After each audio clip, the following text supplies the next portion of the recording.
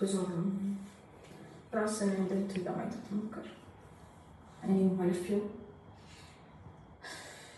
ስቄ ስለመጣ እኮ በቃ ምንም ያለ ጊዜ ይፈልጋሉ። አንቺ እንትን ለማለት አስበሽ ነው እንደው ነገር አድርገሽ ነበር። ጊዜ ይፈልጋሉ። ስለዚህ ተቀምጥ ዛሬ ውሳኔህን ማወቅ እፈልጋለሁ።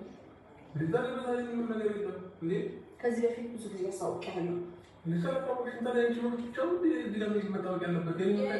የኔ መብት ይጠበቅ ምናምን ሳይሆን ከዚህ በፊት ነው ቀድሜ የነገርኩህ። ሰው ስለዚህ ማሰብ ነበረብን።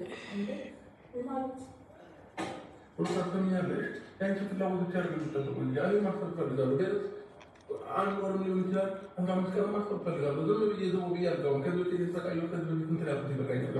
አንተ ምን እንደዛ ካልከኝ ምን ልበል? እኔ እኮ ስቃይ አይደለም እንደ ስቃይ ነው እንደምትቆጥረው ያኔ እንደዛ ማለት ነው። በጣም እኔ እውነት ካዛ ነው ያኔ አንተ ካደረግከው ነገር አንጻር በጣም ኢዚ ነገር ነው። ምንም ነገር አላደረኩም። ራስን እዚች ጋር እንደተጎጂ ለማይታት ሞከር። እኔ ስንትና ስንት ነገር አሳልፌያለሁ። ዛሬ ላይ ስቄ ስለታየሁኝ ነው አይደለ? ምንም ነገር ያላሳልፍከው መስለው ወይም ደግሞ እዚህ ጋር ሳቄ ምናምን አይ ቲንክ ማየታቸው ምንም የተጎዳ ያልመሰላቸው ሰዎች አሉ። ብዙ ነገር ተቀይሯል። ምንም የተቀየረ ነገር የለም። ተቀይሯል። አንቺ እንደምትወራ ብዙ ነገሮች ተቀይረዋል።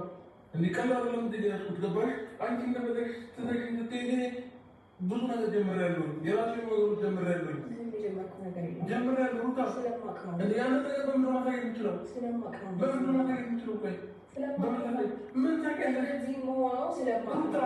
ማንነቴን ነው የምታውቂው። አሁን ተቀይሬያለሁ። ብዙ ነገር የተቀይሯል። ገባሽ?